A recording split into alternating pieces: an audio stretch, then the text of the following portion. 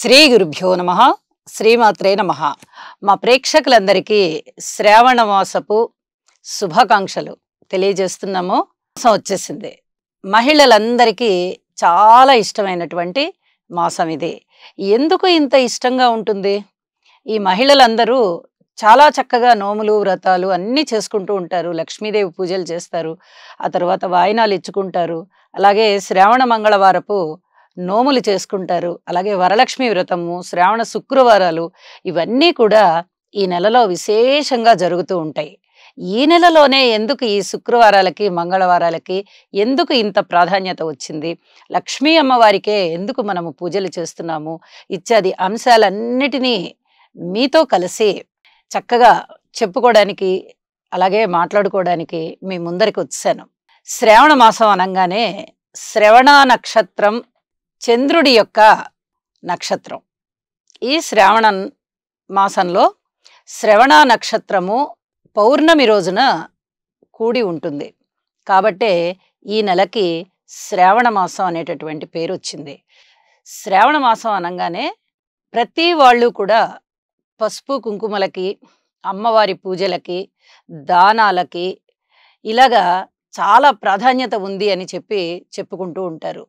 నిజానికి అమ్మవారు పుట్టింది ఈ నెలలోనే. ఆవిడ ఎప్పుడు జన్మించింది?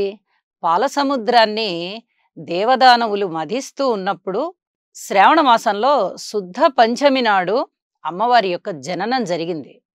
శుక్రవారంతో కూడిన పంచమి చాలా విశేషమైనటువంటి రోజు. ఎందుకు? అమ్మవారి ఆవిర్భావం జరిగింది. అమ్మవారి కన్నా ముందు ఇంకా ఎవరెవరు పుట్టారు? 14 రకాల వస్తువులు పుట్టాయి. పాల సముద్రం కదా, చాలా శుభప్రదమైనవి పాలు. అలాంటి పాల సముద్రంలోంచి ఉచ్ఛైశ్రవం పుట్టింది, తెల్లని గుర్రము, అలాగే ఏనుగులు, అలాగే అమృతం, చంద్రుడు, కామధేనువు, కల్పవృక్షము ఇత్యాదివన్నీ కూడా చక్కగా పాలసముద్రం నుంచే మనకి ఆవిర్భవించాయి. అంతేకాదు హాలాహలం కూడా పుట్టింది. అయితే ఈ హాలాహలము ఎవరు తీసుకుంటారు?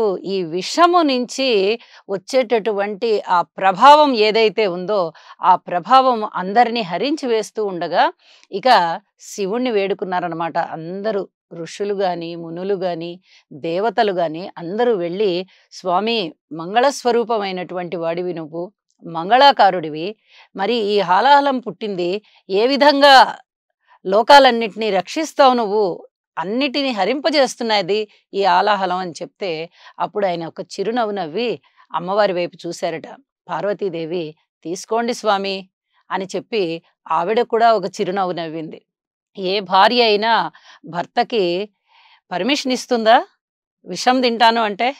కానీ అమ్మవారు ఎంతో నమ్మకంతో తన మాంగళ్యం చాలా గొప్పది, ఆ మాంగళ్యానికి ఎటువంటి ఇబ్బంది రాదు అనేటటువంటి ఎంతో గొప్ప నమ్మికతోనే అయ్యవారికి ఒక చిన్న పర్మిషన్ లాగా ఇచ్చేసిందనమాట. అయ్యవారు చక్కగా ఆ హాలాహలాన్ని నేరేడు పండంత పరిమాణంలో చేసి ఆ హాలాహలాన్ని మింగేశారు. మరి పూర్తిగా కడుపులో మింగేస్తే ఈ లోకాలన్నీ ఉంటాయా? 14 లోకాలు నశించిపోతాయి. అందుకనే ఆయన కంఠం దగ్గరికి ఆ విషము వెళ్ళగానే అక్కడ ఆపేశాడనమాట. కాబట్టే ఆయన గరళ కంఠుడయ్యాడు. ఇంతటి గొప్ప విశేషవంతమైనటువంటి పని కూడా మనకి ఈ పాలసముద్రం మధిస్తున్నప్పుడే జరిగింది. అలాగే అమ్మవారి యొక్క ఆవిర్భావం కూడా జరిగింది కదా. కాబట్టే ఈ శ్రావణ మాసానికి ఇంతటి ప్రాభవం చోటు చేసుకున్నది. అలాగే అమ్మవారి యొక్క ఈ ఆవిర్భావాన్ని కూడా మనము మరి ఈ జన్మ వృత్తాంతం కదా, ఇది జన్మ రహస్యం. అమ్మవారు అయోనిజ.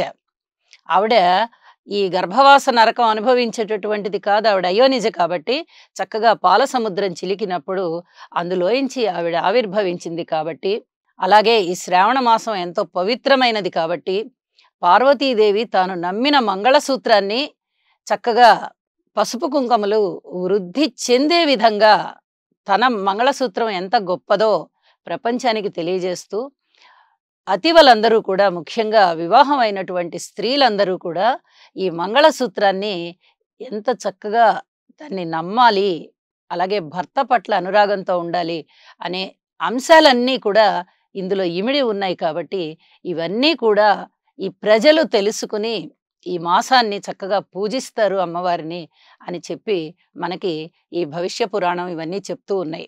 కాబట్టే ఈ శ్రావణ మాసానికి ఇంత విశిష్టత వచ్చి ఉన్నది. మరి ఈ శ్రావణ మాసంలోనే ఇంకా రకరకాలైన పండుగలు గూడా ఉన్నాయి. మరి అవన్నీ ఏమిటి అనేది మళ్ళీ ఇంకొక ఎపిసోడ్‌లో తెలియజెప్పుకుందామా? నమస్కారం.